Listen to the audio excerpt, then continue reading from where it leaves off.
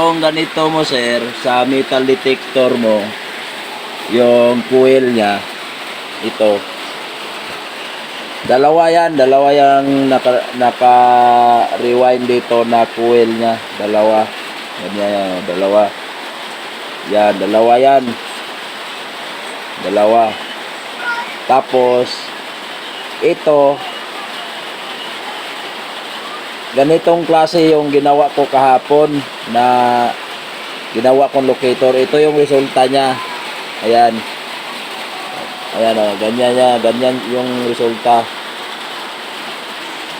Ang sensor niya is single lang.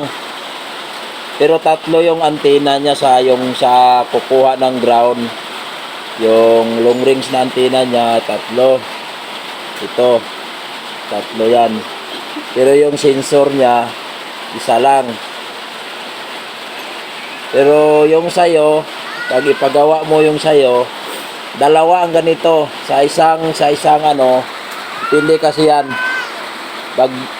Pag malakas ang detector mo, malakas ang detection niya, malalim. Ito ba, tupit lang ito. Yung sayo, 1 meter. Kaya ganito mo, 1 meter. Gagawin natin doon sa'yo, double yung sensor niya ito. Double sensor, magkatabi. Katulad dito, single sensor. Tatanggalin ko lang yung antena. Yung isa. Halimbawa, wala ito. Yung ganito mo na sensor, parang ganitong forma niya, dalawang sensor. Yan, dalawa. Tapos, pero dito sa ilalim siya. Tapos may antena siya na pang long range. Yan, pang long range siya. Ganyan siya, oh. Yan. Yung antena niya, yung ipapadala mo, dapat mas mahaba pa dito kasi ito, lang ito, 14 inches. Dapat nasa mga 19 inches yung antena mo. 18 to 19 inches, maganda, mahaba. Ang resulta ng sensor mo, dalawa ganito. Pero hindi siya tutunog. Ituturo niya kung saan ang items. Dalawa ang sensor dapat dito. Kasi ito, mahina lang ang kaya single sensor lang ito. Pero yung antena niya na para sa kukuha ng ground niya, kung yung magdidetect ng ground, yung ganito, dalawa, mahaba.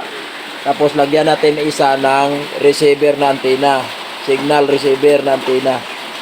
Ito, tulad nito, antena ng wifi. Yan. Pero yung bibilin ko, hindi ganito. Yung signal receiver talaga na antena, sir. Yan. Tapos medyo maiksi lang, ganyan lang sa mga 2 inches. Pero signal receiver talaga nakalagay doon. Yan, sir. Tapos yung box na mo, hindi na magamit natin yan sa locator kasi papalitan din natin ng box. Ito, pintura na lang kulang nito at saka handle, wala pang handle. Ayan, wala pang handle. Pero may bearing na yan. Ito, nag-on din to. Tutunog din to pag on ito. Pero ang lalim nito is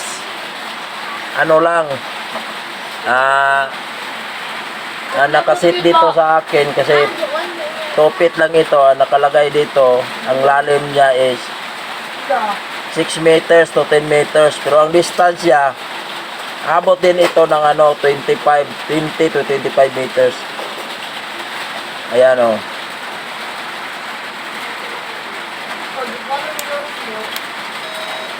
Yan. Ganyan lang siya, tutunog siya pag on. Yan, gagalaw yung niya, ito. Yung indicator niya, target indicator. Pero hindi talaga, sa pag on lang, gagalaw siya. Pero pag mag-detect na, gagalaw yan konti, mga 1 to 2 lang. Hindi na naabot ng 3. Tapos, halimbawa kung nag-detect siya, ganyan ang forma niya, iikot na siya. Kung saan yung detection niya, kung saan na yan iikot. Ganyan yan. Pero hindi siya tutunog, sir. Hindi siya tutunog. Sa pag-on lang, tutunog siya. Yan. Ganyan lang siya, oh. Oh. Tutunog siya pag-on, pero yung detection niya, mas malakas. Mas maganda yung silent siya. Mas malakas yung detection. Mahina ang gastos niya ng battery. Matagal malubat ang battery kasi hindi siya palaging tutunog. Yan. Ganyan na resulta, sir.